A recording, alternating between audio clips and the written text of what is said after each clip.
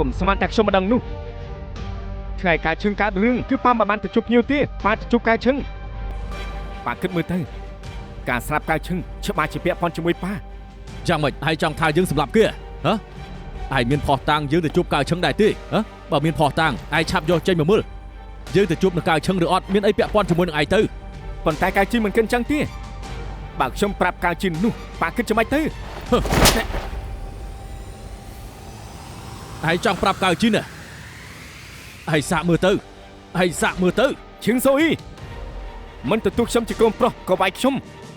មួយដៃនេះទុកថា30ឆ្នាំនេះគឺរួចគ្នាដឹងទេឯងស្លាប់ទើបយើងអស់ចិត្តសងជប់បាយខ្ញុំតិចទៅ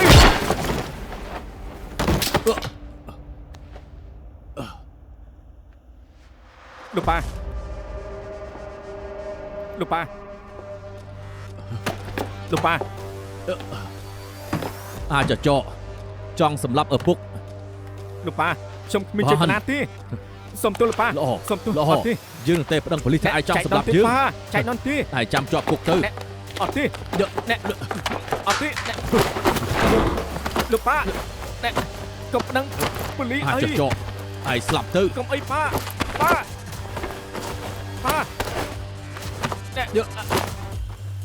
លោកប៉ា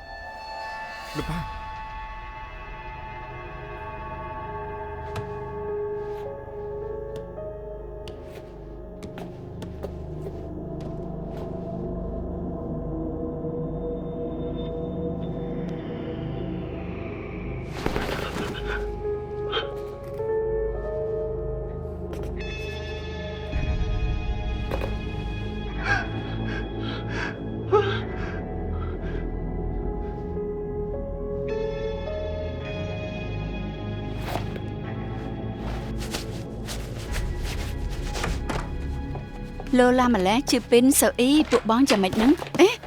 សូអ៊ីកាត់អី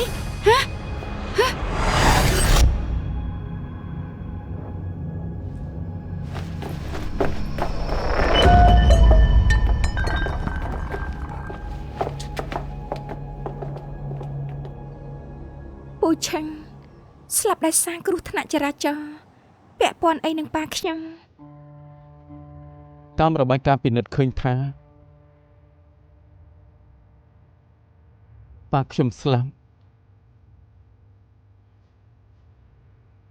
ដោយសារខួរក្បាលហូរឈាមធ្ងន់ធ្ងរតែក្បាលនិងមុខគាត់ត្រូវរបួសមុនពេលបុកឡានទៅហើយលើមុខឃើញមានស្នាមប្រមាណឆ្នូតស្រាប់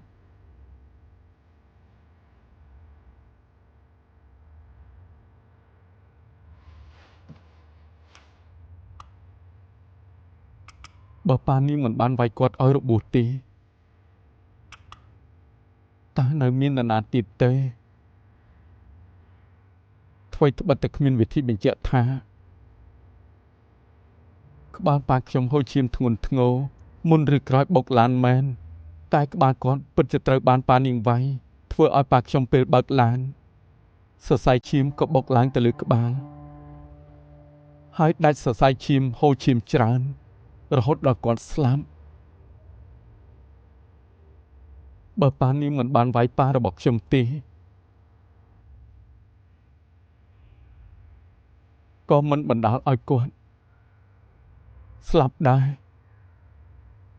មិនអាចទេប៉ានិងពូឆឹង មិនដែលតាក់ទងគ្នាតាំងតែពីដើមហេតុអីសុកប៉ាត្រូវវាយពូឆឹង មិនមែនសុកទេ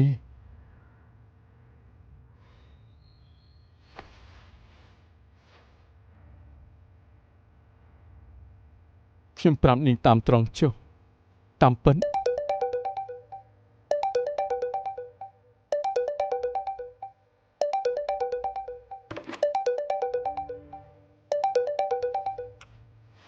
អាឡូឆ្លិតមានការអី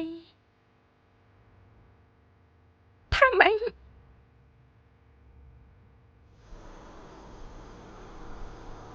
ជីពីនកើតរឿងស្អីឡើងទៅ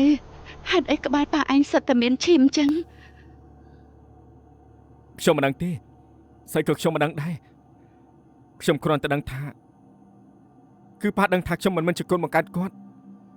ហើយគាត់ខឹងខ្លាំងណាស់ហើយក៏វាយខ្ញុំមិនឈប់ខ្ញុំគិតហើយគាត់ក៏ហក់ទៅបុកនឹងចុងតុកហើយ ហេមិនក៏គាត់ដឹង គឺឆាលិតច្បាស់ជាឆាលិតប្រាប់គាត់ហើយឆាលិត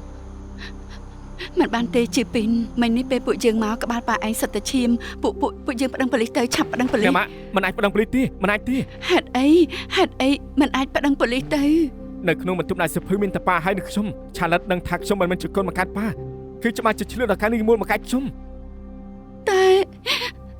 សើអីគេ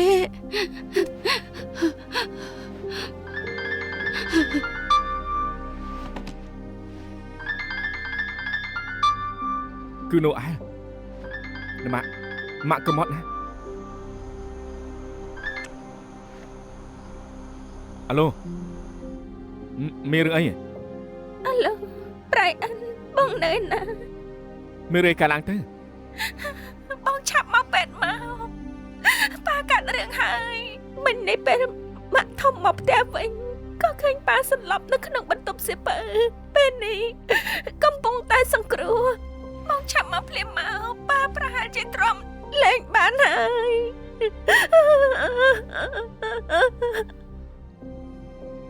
មិនក៏អញ្ចឹង ខ្ញុំក៏មិនដឹងដែរតែពេលនេះឆាលិតកំពុងផ្ដល់ចម្លើយនៅប៉ុស្តិ៍ប៉ូលីស ឆាលិតកំពុងផ្ដល់ចម្លើយនៅប៉ុស្តិ៍ប៉ូលីស អ្នកនាងឈៀវ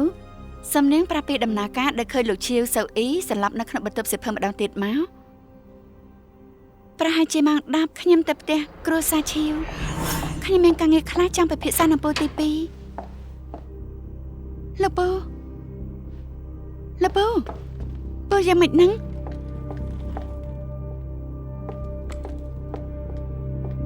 កុំបំផាច់ខ្ញុំណាលោកពូ សើអីមិនស្មានថាហៅសាហាវដល់ថ្នាក់សម្លាប់សើអី អ្នកស្រីឈៀវស្ងប់អារម្មណ៍សិនទៅផឹកទឹកសិនទៅណា ថ្ងៃនោះព្រោះតែរឿងបងប្អូនខ្ញុំក៏ឆ្លោះនឹងសើអ៊ីទេដូច្នេះខ្ញុំក៏ទៅផ្ទះម៉ាក់ខ្ញុំនៅប្រហែលថ្ងៃក្រោយមកជឺថងយកខ្ញុំទៅផ្ទះខ្ញុំក៏រៀងបាត់ខឹងហើយក៏ត្រឡប់ទៅផ្ទះវិញ បានន័យថាអ្នកមិនបានឃើញអ្នកនាងឈៀវហៅវាយប្រហារប្តីអ្នកដោយផ្ទាល់ភ្នែកទេមែនដែរទេ ក្នុងបន្ទប់មានតែគេម្នាក់មិនមែនជាគេតែជាអ្នកណាទៅម៉ាក់ធំរឿងនេះពាក់ព័ន្ធធំកុំនិយាយផ្ដេសផ្ដាស់យើងមិនអាចនិយាយផ្ដេសផ្ដាស់ទេគេចូលចិត្តប្រឆាំងជាមួយនឹងសើអ៊ីតាំងតែពីដើមច្បាស់ជាគេគុំគួនក្នុងចិត្តសម្រាប់សើអ៊ីហើយ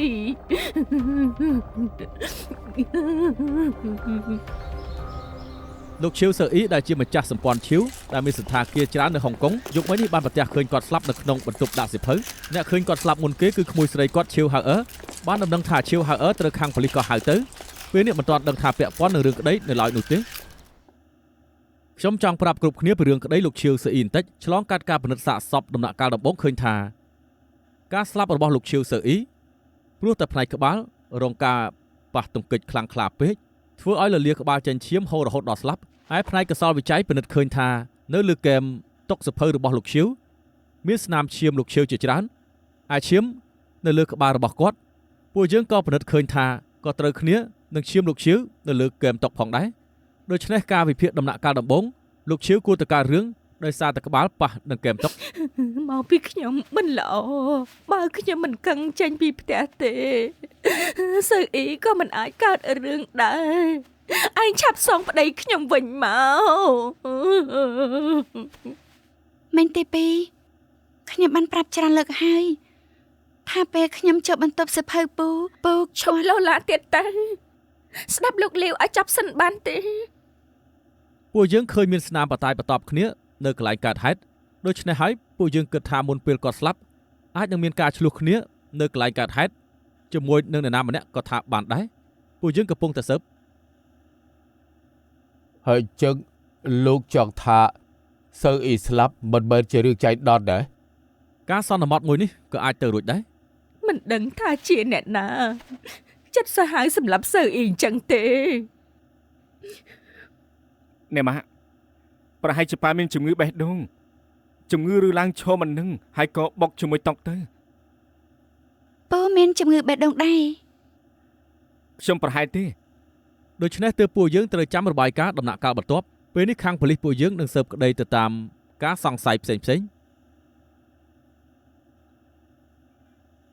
ដោយសាររឿងនេះកើតឡើងនៅក្នុងផ្ទះធំគ្រួសារឈៀវដើម្បីច្បាស់លាស់ពួកយើងត្រូវការបញ្ជាក់ពីដំណើរការរបស់អ្នកគ្រប់គ្នាដែលនៅទីនេះមុននឹងក្រោយពេលលោកឈៀវសូអ៊ីកាត់រឿងតាមកំណត់ត្រាមណ្ឌលរាយការណ៍999ឲ្យអ្នកនាងឈៀវហៅអឺប្តឹងប៉ូលីសនៅក្រោយម៉ោង 10 ឯខាងប៉ូលីសក៏មកដល់ទីតាំងហើយបញ្ជាក់ថាលោកឈៀវសូអ៊ីបានស្លាប់បូកថែមការវិភាគរបស់ផ្នែកកសោបវិច័យបញ្ជាក់ថាលោកឈៀវស្លាប់ពេលចន្លោះម៉ោង 9 ដល់ម៉ោង 10 កាលពីយប់មិញតាមការស៊ើបដំណាក់កាលដំបូងអ្នកនាងឈៀវជឿថងលោកឈៀវសូយិនរួមទាំងភរិយារបស់លោកអ្នកស្រីជូលីឈីក្នុងចន្លោះម៉ោងនេះសុទ្ធតែមិនបាននៅផ្ទះឯអ្នកផ្សេងទៀតយោងតាមចម្លើយកម្មករនៅក្នុងផ្ទះរួមទាំងកាមេរ៉ានៅខាងក្រៅបង្ហាញថាពេលនោះគ្រប់គ្នាសុទ្ធតែបានចេញចូលផ្ទះធំគ្រួសារឈៀវ នេះជាផ្ទះពួកខ្ញុំចេញចូលជារឿងធម្មតាទេ លោកឈៀវជាពីនក៏ប្រកាន់អីនេះជាដំណើរការស៊ើបក្តីរបស់ពួកខ្ញុំទេ អ្នកយាមនិងអ្នកថែសួនប្រាប់ថាយប់មិញម៉ោងប្រហែល 10 អ្នកនាងឈៀវហៅអឺនិងអ្នកស្រីតៃឈីធីងមកដល់ផ្ទះមុននឹងក្រោយគ្នាម្យ៉ាងអ្វីដែលគួរឲ្យពិសេសគឺតាមកាមេរ៉ាខាងក្រៅផ្ទះឃើញលោកឈៀវជឺពីននិងអ្នកស្រីសៀវជឺពីបានជិះឡានចេញពីផ្ទះប្រហែលយប់ម៉ោង 9 ជាង មិនដឹងថាពេលនោះអ្នកទាំងពីរចាក់ចេញពីផ្ទះព្រោះតែរឿងអីដែរទៅ នៅយប់នោះខ្ញុំជជែកជាមួយប៉ានៅបន្ទប់សៀវភៅហើយម៉ាក់តូចក៏បានចូលមកប្រាប់ថាមិនស្រួលខ្លួនចៃដុនម៉ាក់នឹងណូលអែនមិននៅផ្ទះទេប៉ាក៏ឲ្យជូនម៉ាក់តូចទៅពេទ្យនៅតាមផ្លូវណូអែលក៏ទេប្រាប់ថាគឺប៉ាកើតរឿងគឺប៉ុណ្ណឹង អ្នកស្រីឈៀវជាពីរអ្នកមានអ្វីចង់បន្ថែមដែរទេ រួចហើយពួកយើងក៏បញ្ញាប់ទៅពេទ្យតែសើអ៊ីគេ ម៉ាក់តូចកុំខូចចិត្តពេកអី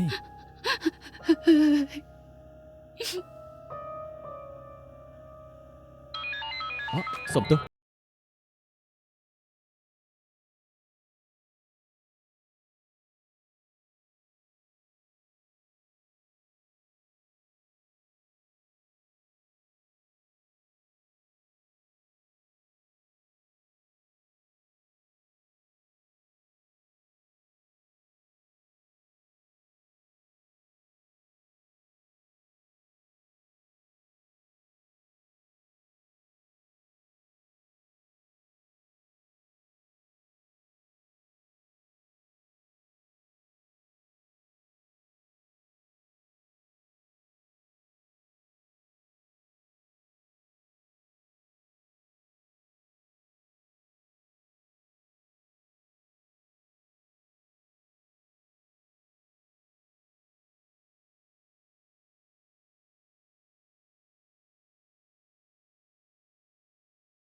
ទើបបានជាឯងខ្វល់ខ្វាយនឹងរឿងក្តីណាខ្លាំងម្ល៉េះតាមពិតគេជាប្អូនស្រីឪពុកតែមួយនឹងឯងសោះ រឿងសំខាន់ចឹងហេតុអីក៏មិនឆាប់ប្រាប់ខ្ញុំ រឿងនេះពាក់ព័ន្ធធំណាស់ម្យ៉ាងពាក់ព័ន្ធនឹងប៉ាខ្ញុំមិនដឹងថាប្រាប់នាងយ៉ាងម៉េចទេ តាមពិតទៅយប់មិញខ្ញុំចង់ប្រាប់នាងទៅហើយតែស្មានមិនដល់ថា ឯងសង្ស័យថារឿងអាត់កំបាំងរបស់ឈៀវជាពីនពាក់ព័ន្ធនឹងការស្លាប់របស់ឈៀវសឺអ៊ីមែនទេ ខ្ញុំគ្រាន់តែយល់ថាបើឈៀវសៅអ៊ីបានដឹងរឿងនេះអាចនឹងមានគ្រោះថ្នាក់ដល់ជីវិត បានន័យថាមានអ្នកសម្លាប់ឈៀវសឺអ៊ីដើម្បីរក្សាអាត់កំបាំងនេះមែនទេ ម្នាក់នេះអាចជា Brian ខ្ញុំប្រាប់តាមត្រង់ចុះ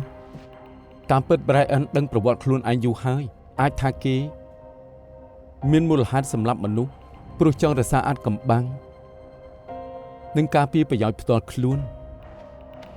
ដូច្នេះក៏សម្លាប់ណានានឹងឈីវសៅអ៊ី យោងតាមស្លាកស្នាមនៅកន្លែងកើតហេតុឃើញថាមុនប៉ានាងស្លាប់បានបតាយបន្ទាប់នឹងគេម្នាក់ហើយខ្ញុំក៏ឆែកមើលកាមេរ៉ានៅក្នុងផ្ទះនាងដែរឈៀវហាអឺនិងម៉ាក់នាងទៅដល់ផ្ទះគឺមុនក្រោយគ្នា5នាទីតែប៉ុណ្ណោះទេលុះត្រាតែឈៀវហាអឺទៅដល់ភ្លាមចាត់ការភ្លាមមិនអញ្ចឹងទេគេមិនអាចឆ្លោះគ្នានឹងប៉ានាងសិនរួចហើយទើបបតាយបន្ទាប់គ្នាចុងក្រោយទើបធ្វើឲ្យប៉ានាងទៅបុកនឹងគេមតុកស្លាប់តែម្ដងទៅ បើអញ្ចឹងមុនឈីវសៅអ៊ីស្លាប់អ្នកដែលនៅក្នុងផ្ទះគ្រួសារឈីវមាន Brian ហើយនឹងសាយជា2ទី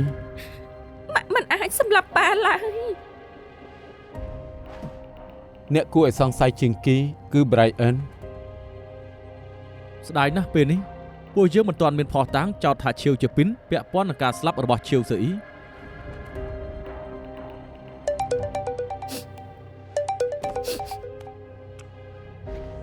អាឡូលោកគ្រូ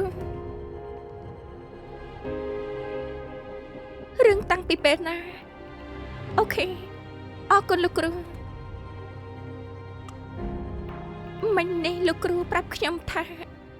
Brian អាចមានមូលហេតុសម្លាប់មនុស្ស ចាំមិនដឹងម៉ាក់ ជាពីនពួកយើងនៅគ្រួសារឈៀវទៀតមិនអីមែនទេពេលផ្ដាល់ចម្លើយថ្ងៃនោះលោកលាវសួរចោះសួរឡើងគេអាចដឹងថា មិនអីទេម៉ាក់ឆាលិតជាខ្មោចស្លាប់ចំនួនអាចបន្លំភ្នែកប៉ូលីសបានបដអសន្នគូតាមមិនអីទេបើពួកជើងទៅដល់អញ្ចឹងរឹតតែធ្វើគេសង្ស័យមែនទេ តែបើសិន ណែម៉ាក់ក្រែងឈឺក្បាលហ៎មិនក៏មិនសម្រាប់ទេអង្គុយចុះមក នៅក្នុងបន្ទប់ម្នាក់ឯងចេះតែគិតផ្ដេសផ្ដាក៏ចេញមកអង្គុយទៅ ម៉ាក់មានថ្នាំទេខ្ញុំចាត់ទឹកឲ្យល្អទេ មិនចាំបាច់ទេ សុំទោសមករំខានគ្រប់គ្នាបន្តិច លោកលីវលោករកបានផុសតាំងបញ្ជាក់ថាហៅអឺសម្រាប់សៅអ៊ីហើយមិនចាប់គេមែនទេ អត់ទេលោកឈៀវជាពីនពេលនេះពួកយើងសង្ស័យថាលោកមានការពាក់ព័ន្ធនឹងការស្លាប់របស់លោកឈៀវសឺអ៊ីសូមអញ្ជើញលោកសហការនឹងពួកយើង មិនមែនគ្រប់រឿងត្រូវការឲ្យលោកនិយាយទេតែគ្រប់យ៉ាងដែលលោកនិយាយអាចនឹងខ្លាចជាផុសតាំងឡើងតុលាការលោកលាវលោកយកច្រឡំទេដឹងមិនក៏សុក គ្រប់នេះក៏មិនរំអីខ្ញុំអត់បានធ្វើទេលោកលាវអាចឲ្យខ្ញុំទៅប្រាប់មេធាវីនឹងបដូរកាយសិនបានទេ គ្មានបញ្ហាទេ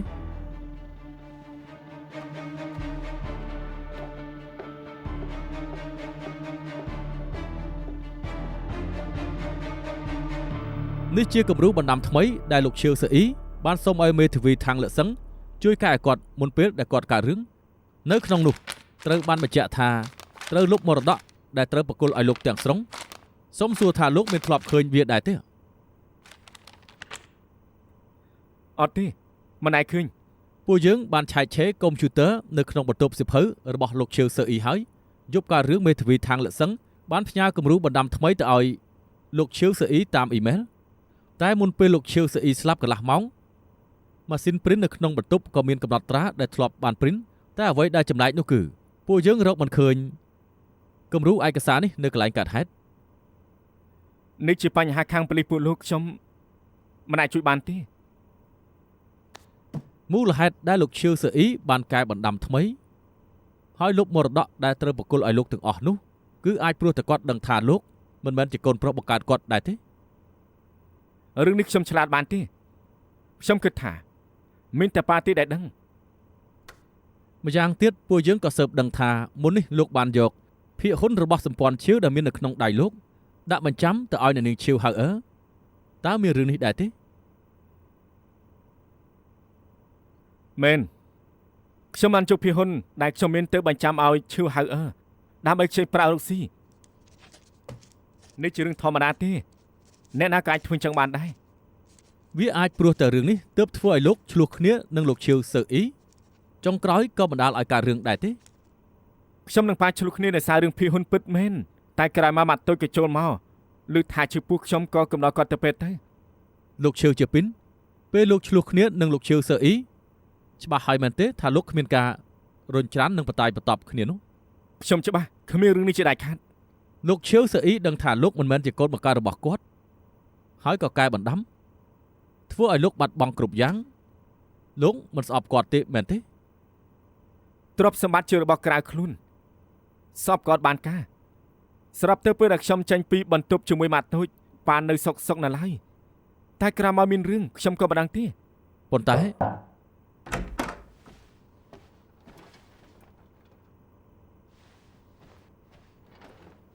មិញសៀវជាពីមកគេមកសារភាពថាជ្រុលដៃសម្រាប់ឈៀវសូអ៊ី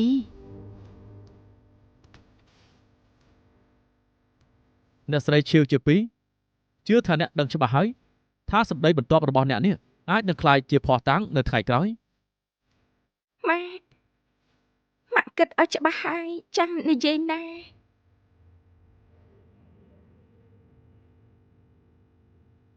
អ្នកស្រីឈៀវជាពីរ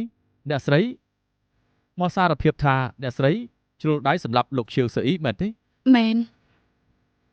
គឺខ្ញុំជ្រុលដៃសម្រាប់សូអ៊ីមិនពាក់ព័ន្ធនឹងជឿពីនទេក៏មកបង្កាច់មនុស្សល្អអី អ្នកស្ងប់អារម្មណ៍សិនទៅអ្នកអាចរៀបរាប់ពីដំណើរការនៃការជ្រុលដៃសម្រាប់លោកឈៀវសឺអ៊ីនិយាយចេញមកឲ្យល្បិតបានទេ យប់នោះខ្ញុំឆ្លងកាត់បន្ទប់សិភៅសូអ៊ីខ្ញុំនៅខាងក្រៅលើគេឆ្លោះគ្នានឹងជឿពីនខ្លាំងណាស់ដូច្នេះខ្ញុំក៏ចូលទៅមើលថាមានរឿងអីខ្ញុំក៏ឃើញសូអ៊ីទះជឿពីនមួយក៏ភ្លៀងយ៉ាងខ្លាំងហើយក៏ចង់ថែមទៀតរួចជឿពីនក៏ចាប់ដៃគេជាប់ហើយពួកគេពីរនាក់ក៏រុញគ្នាទៅមកខ្ញុំខ្លាចកាត់រឿងក៏បញ្ញាប់រត់ចេញទៅទាញពួកគេចេញប្រហែលខ្ញុំប្រើកម្លាំងខ្លាំងពេកទើបរុញសូអ៊ីឲ្យទៅបុកនឹងកែមតុកហើយគេក៏ដួលនៅលើដីឯក្បាលគេក៏ហូរឈាមមិនឈប់ខ្ញុំនឹងជឿពេនហើយគេយ៉ាងម៉េចក៏គេមិនឆ្លើយមិនពាក់ព័ន្ធនឹងជឿពេនមែនគឺខ្ញុំជ្រុលដៃសម្រាប់ប្តីខ្លួនឯង បើជ្រុលដៃហេតុអីក៏ពេលនោះអ្នកស្រីមិនប្តឹងប៉ូលីសភ្លាមតែម្ដងទៅហេតុអីក៏មិនហៅឡានសង្គ្រោះបន្ទាន់ ពេលនោះក្បាលសូអ៊ីសុទ្ធតែឈាមហៅគេយ៉ាងម៉េចក៏មិនឆ្លើយដែរខ្ញុំពិតជាខ្លាចណាស់ខ្ញុំខ្លាចដល់ថ្នាក់មិនដឹងថាខ្លួនឯងជ្រុលដៃសម្រាប់គេឬអត់ខ្លាចពេកខ្ញុំក៏ទាញជឿពេនរត់ទៅឯជឿពេនក៏វង្វេងវង្វាន់ក៏មានតែទៅតាមខ្ញុំក៏ថាចេញពីផ្ទះគ្រួសារឈៀវសិនចាំគិតទៀត ចុះបន្ទាប់មកអ្នកទាំងពីរទៅណាទៀត ពេលនោះខ្ញុំខ្លាចណាស់ខ្ញុំមិនដឹងថាអាចទៅណាបានទេជឿពេនក៏នាំខ្ញុំបើកឡានទៅសមុទ្រគេក៏បញ្យល់ឲ្យខ្ញុំសារភាពដែរប៉ុន្តែខ្ញុំខ្លាចណាស់ខ្ញុំមិនដឹងថាជ្រុលដៃសម្រាប់គេឬក៏អត់នោះទេហើយនៅខ្លាចជាប់គុកទៀតខ្ញុំទទួលយកការពិតមិនបានមិនដឹងថាធ្វើយ៉ាងម៉េចបន្ទាប់មកជឿធំក៏ទេប្រាប់ថាសូអ៊ីគេគឺខ្ញុំសម្រាប់គេគឺខ្ញុំជ្រុលដៃសម្រាប់ប្តីខ្លួនឯងមិនពាក់ព័ន្ធនឹងជឿពេនទេ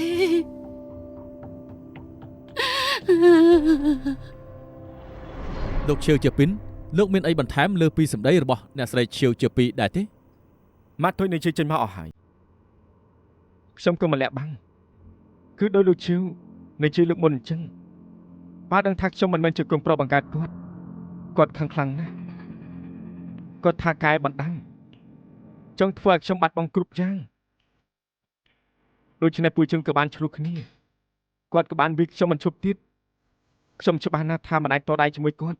ដូច្នេះពួកយើងក៏បានទាញគ្នាចុះឡើងម៉ាក់តូចក៏បានចូលមកឃើញក៏ទាញពួកយើងចេញពីគ្នាស្មានមកដល់ថាគាត់ប្រើកម្លាំងខ្លាំងធ្វើឲ្យប៉ាទប់ខ្លួនមិនជាប់ដូច្នេះក៏ទៅបុកជាមួយនឹងហ្គេមតុកចុងក្រោយខ្ញុំពិតជាស្ដាយណាស់បើពេលនោះបើខ្ញុំចាប់ម៉ាក់តូចជាប់ហើយគាត់ចេញមកសារភាពក៏មិនអាចខ្លាចទៅជាអញ្ចឹងដែរ បើលោកមិនបានសម្លាប់មនុស្សទេហេតុអីក៏មិនឆាប់ប្រាប់ការពិតចេញមកម្ នាក់នោះជាម៉ាក់បង្កើតខ្ញុំម្យ៉ាងខ្ញុំមិនចង់ឲ្យគេដឹងពីប្រវត្តិខ្ញុំទើបខ្ញុំមិននិយាយបើពលីប្តឹងថាខ្ញុំដឹងរឿងមិនប្រាប់រីរាំងយុតិធម៌នោះខ្ញុំគ្មានអ្វីនិយាយទេលោកជឿបើគឺតកពិតសារភាពហើយនោះអញ្ចឹងគង់ក្តីខ្ញុំគឺគ្មានទោះអ្វីឡើយបើគ្មានអ្វីសាកសួរទេនោះខ្ញុំចង់នាំគង់ក្តីខ្ញុំទៅវិញ អូខេថ្ងៃនេះសួរប៉ុណ្ណឹងចុះថ្ងៃក្រោយអាចនឹងរំខានលោកឈីវមកសហការនឹងប៉ូលីសម្ដងទៀត គ្មានបញ្ហាទេខ្ញុំនឹងសហការ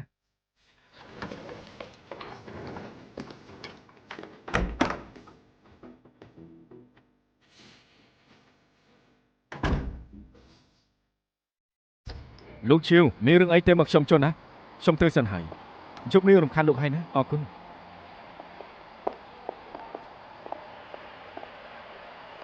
ម៉ាក់ចាំមិនហើយ ប៉ូលីសទុកថាជ្រុលដៃសម្លាប់ឃុំខ្លួនគាត់សិន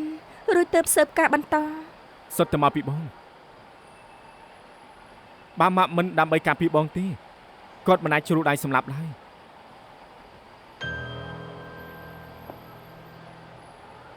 អ្វីដែលខ្ញុំគិតមិនយល់គឺធម្មតាម៉ាក់តែងតែខ្លាចយកយល់គេរហូតតែមិនក៏សុកទៅជាឆេវឆាយអញ្ចឹង ខ្វល់ពីរឿងនេះអត់បានការទេសំខាន់គឺត្រូវជួយរកក្រុមមេទ្វីល្អឲ្យជួយសម្រាប់ទូដល់ម៉ាក់តើបានទេសុំតែប៉ុណ្្នឹងទេ បងមិនចង់ជួយលុបលាងទោសឲ្យគាត់ទេ ច្បាស់ជាចង់តែពេលនេះម៉ាក់ទទួលស្គាល់ហើយតើអាចរួចពីទោសដែរ ខ្ញុំទៅពិភាក្សានឹងលោកគ្រូសិនថាធ្វើយ៉ាងម៉េចល្អ ឡនណាណូអែលពេលនេះបងពិបាកនៅផ្ទះគ្រូសាឈីវទៀតប្រវត្តិបងត្រូវបានបកក្រាតហើយម៉ាក់ធំគួរតែមិនចង់ឃើញមកបងទេបងស្នាក់នៅប៉ូឡូស៊ីសិនចាំរឿងក្តីម៉ាក់ចប់សិនចាំគិតទៀត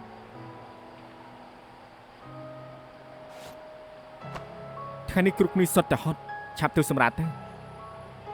បាយបាយ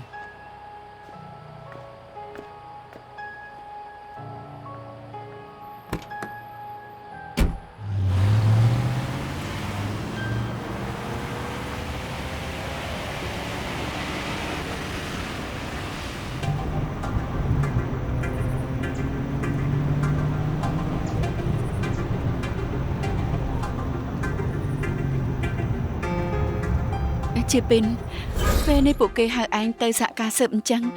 មិនដឹងថារកបានផុសតាងថ្មីឬក៏អត់ទេ ទុកចិត្តចុះម៉ាក់ខ្ញុំគ្រាន់តែជ្រុលដៃទេយ៉ាងច្រើនប្តឹងថាជ្រុលដៃសម្លាប់ ជ្រុលដៃក៏ត្រូវជាប់គុកដែរកូនប្រុសពួកគេច្បាស់ជាថាឯងជាអ្នកឃាតករសម្លាប់មនុស្ស អ្នកផ្សេងមើលមកខ្ញុំចាំមិនក៏មិនអីដែរសំខាន់គឺម៉ាក់ហើយនឹងលីនណាជឿខ្ញុំអ្វីដែលខ្ញុំមិនទុកចិត្តគឺមិនអាចមើលថែម៉ាក់និងមិនអាចមើលឃើញមុខកូននេះជាការស្ដាយក្រោយធំបំផុតនៅក្នុងជីវិតខ្ញុំគេសើចថាខ្ញុំធ្វើបទល្មើសគឺមិនអីឡើយតែខ្ញុំមិនចង់ឲ្យកូនធំឡើងត្រូវគេថាឪពុកគេធ្លាប់សម្លាប់មនុស្សទេ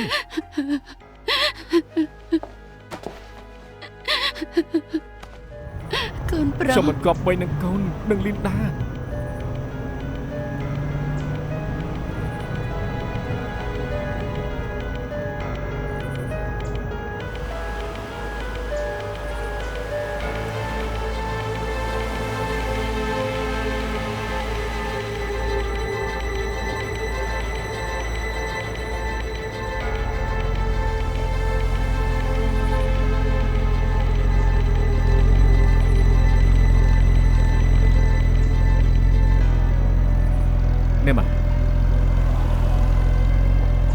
ទុកថានេះគឺជាកំហុសមួយឆ្នាំ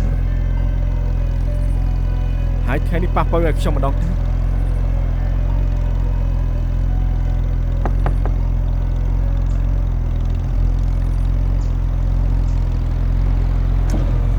ឯងទៀតហើយ ឡានឯងលោឡានណាស់ធ្វើឲ្យខ្ញុំដេកមិនលក់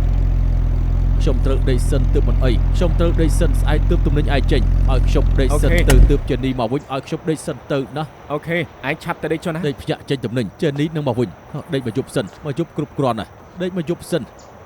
ស្អែកចេញទំនិញចេនីនឹងមកវិញអាចឲ្យខ្ញុំដេកមកយប់សិនទៅអាចឲ្យខ្ញុំដេកមកយប់សិនទៅ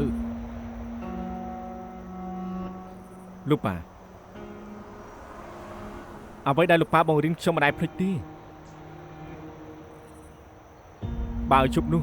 ខ្ញុំនៅផ្ទះចាំប៉ូលីសមកហើយបកស្រាយប្រាប់ពួកគ្នាមានអ្នកណាជួយខ្ញុំទៅពួកគេអាចជួយថាខ្ញុំដើម្បីការពារខ្លួនឯងនៅមានបណ្ដាំថ្មីនោះទៀតបើគេបើកកកាយគ្រប់គ្នានៅនឹងថាខ្ញុំជាកូនអត់ខាន់ស្នាហើយដល់ពេលនោះខ្ញុំនឹងបាត់បង់គ្រប់យ៉ាង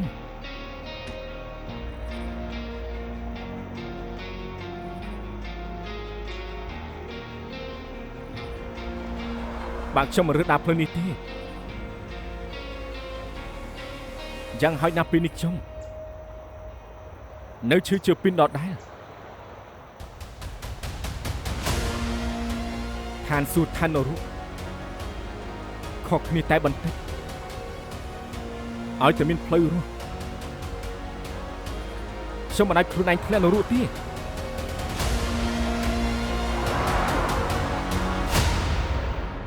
ម៉ាក់ឯងមិនមែនជាមនុស្សទេសើអ៊ីមិនស្អប់ខ្ពើមគេល្អដាក់គេឲ្យគេនៅផ្ទះធំឲ្យអ្នកបម្រើគេតែបែរជាគេ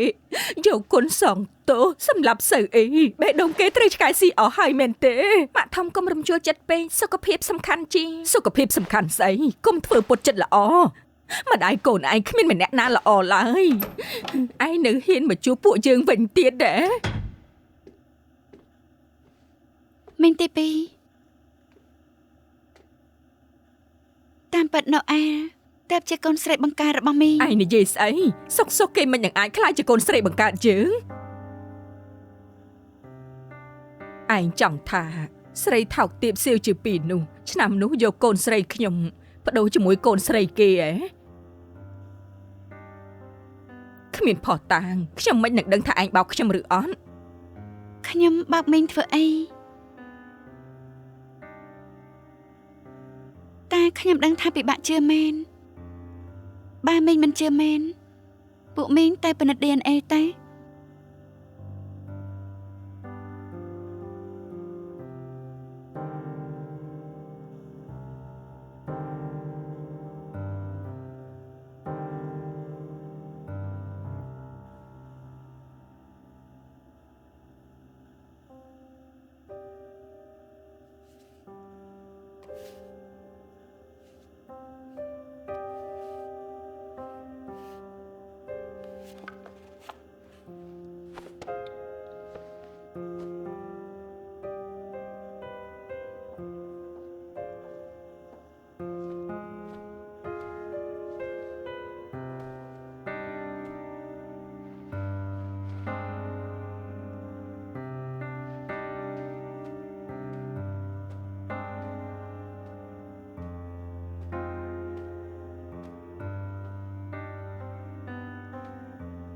ម៉ែហូបបបរសិនទៅ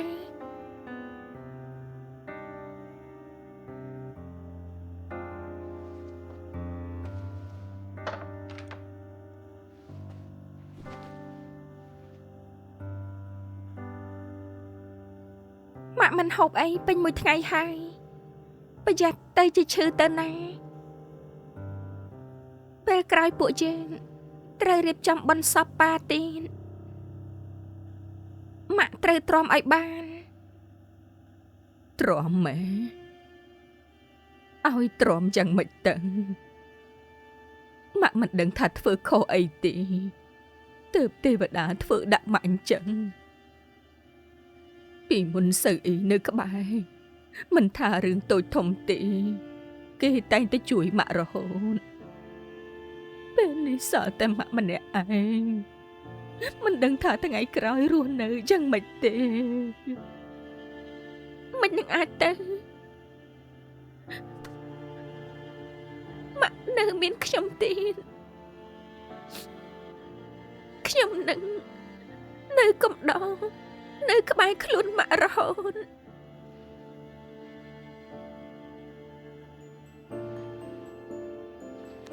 ជឿថងពីមុនម៉ាក់ធ្វើដាក់ឯងចឹងឯងមិនខឹងនឹងម៉ាក់ទេរឿងកន្លងហូរឈប់រំលឹកទៅដល់ពេលនេះអ្វីដែលសំខាន់គឺពួកយើងប្រឈមមុខនឹងអនាគតយ៉ាងម៉េច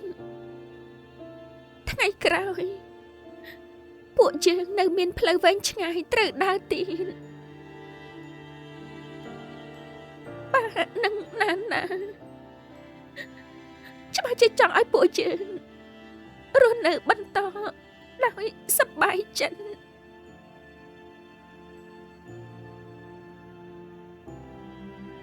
ស៊ីវជឺពីរនោះអាក្រក់មែនបែរជាបោកម៉ាក់ច្រើនឆ្នាំយកកូនម៉ាក់ដូរនឹងកូនរបស់គេទៅវិញហើយនៅឲ្យម៉ាក់ស្រឡាញ់កូនគេរហូតមកទៀតម៉ាក់តូចធ្វើអញ្ចឹងមានកន្លែងមិនត្រូវមែនតែបើពួកយើងបដោជ្រុងគិតវិញបើពេលនោះគាត់មិនបានបដោទេខ្ញុំនៅថ្ងៃនេះអាចនឹងជាអ្នកនាងដែលរឹងរូសម្នាក់ឯងនិយាយត្រូវការស្លាប់ជឿឡានម៉ាក់ក៏មានខុសដែរម៉ាក់ថ្នមគេតាំងពីតូចដល់ធំថ្នមរហូតគេខូចធ្វើឲ្យគេរឹងរូសផ្ដេសផ្ដាសបើគេអាចចេះដឹងដូចជាឯងថាមិនត្រូវគេនឹងមិនអាច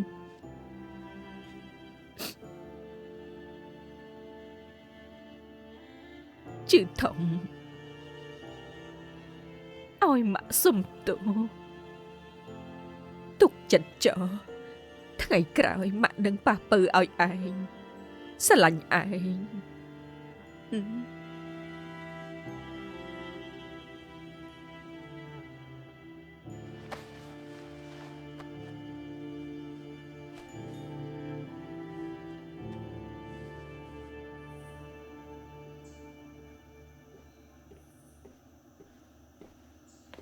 ឯងមិនញ៉ាំអីមួយថ្ងៃហើយបងធ្វើសាំងវិចដែលឯងចូលចិត្តឯងញ៉ាំសិនទៅ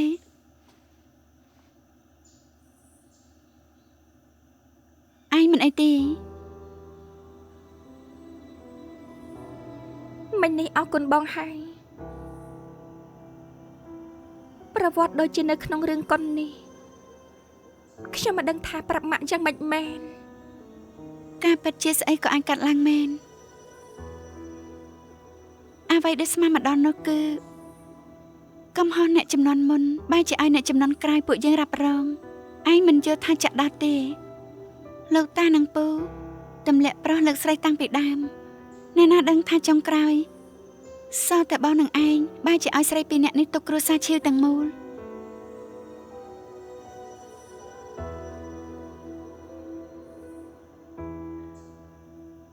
តែអ្វីដែលខ្ញុំទទួលយកមិនបានគឺការស្លាប់ប៉ាបែរជាពាក់ព័ន្ធជាមួយម៉ាក់តូចបងមិនជឿថាមិនតូចធ្វើទេមិននឹងអាចចែកដនម្លឹងទេខាងនេះ Brian ទៅត្រូវគេនាំទៅស៊ើបអង្កេតខាងនោះមិនតូចទៅសារភាពឯងមិនជឿថាគួរឲ្យសង្ស័យទេ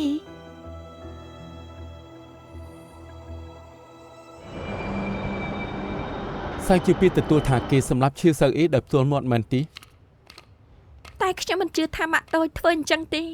ខ្ញុំនៅជាមួយគាត់ច្រើនឆ្នាំខ្ញុំស្គាល់ពីចិត្តគាត់ច្បាស់គាត់ស្ដាប់សម្ដីប៉ាខ្ញុំណាស់មិនថាមានរឿងអ្វីកើតឡើងឡើយខ្ញុំគិតថាគាត់មិនអាចប្រើកម្លាំងឡើយ ទោះបីជាអន្ទះសារមួយពេលគាត់ក៏ជាស្រីម្នាក់មិននឹងអាចមានកម្លាំងរុញប៉ាដួលទៅ មិនបាច់សួរទីគេច្បាស់ជាទទួលទោសជំនួសកូនសំណប់គេ Brian យល់ថាពួកគេរួមគំនិតគ្នាដែរទេព្រោះពាក្យពេចន៍ដែលពួកគេបរិយាយគឺស្ទើរតែដូចគ្នាបេះបិទម្យ៉ាងវិញទៀតភាពលម្អិតមួយចំនួនជាទូទៅអ្នកដែលជ្រុលដៃសម្លាប់គេមិននឹងអាចចាំដំណើរការនៃការសម្លាប់គេច្បាស់លាស់បានដល់ម្លឹងទៅម្យ៉ាងវិញទៀតរឿងដែលសាវជាពីមកសារភាពឈើជាពីនដូចជាបានដឹងរឿងមុន Brian នេះឈាមតិចណាស់មិនត្រឹមតែសម្រាប់អូនស្រីបង្កើតខ្លួនឯងទេនៅសម្រាប់ឪពុកដែលចិញ្ចឹមតាំងពីតូចដល់ធំទៀតហើយពេលនេះនៅឲ្យម្ដាយទទួលកំហុសជំនួស អ្វីដែលយ៉ាប់គឺនៅកន្លែងកើតហេតុមានតែម្ដាយកូនពួកគេទេបើពួកគេពីរនាក់ប្រាប់គ្រប់ម៉ាត់ថាសាវជាពីនជ្រុលដៃសម្លាប់មនុស្សពិតមែនហើយពួកយើងក៏គ្មានភ័ស្តុតាងចោទប្តឹងឈាវជាពីនបានដែរទោះរឿងទាំងមូលនេះវាចម្លែកក៏មិនអាចធ្វើអីគេបានដែរ បើជាការពិតមែនក៏មិនអាចបន្ទោសម៉ាក់តូចដែរគាត់ទើបតែបាត់បង់ណាណាពេលនេះច្បាស់ជាមិនចង់បាត់បង់ Brian ទោះបីជាគេអាចផុតពីការសង្ស័យពីរឿងក្តីឈៀនសៅអ៊ីចុះរឿងក្តីណានោះពីមុនក្រែងខ្ញុំឲ្យគ្លីបដែល Brian បំផ្លាញផតតាំងដល់ឯងមានផតតាំងជាក់លាក់ហើយតា 你製造的錯誤不可動我腦內的噩夢都擊不退難留住的愛由他去從我餘生都不再領取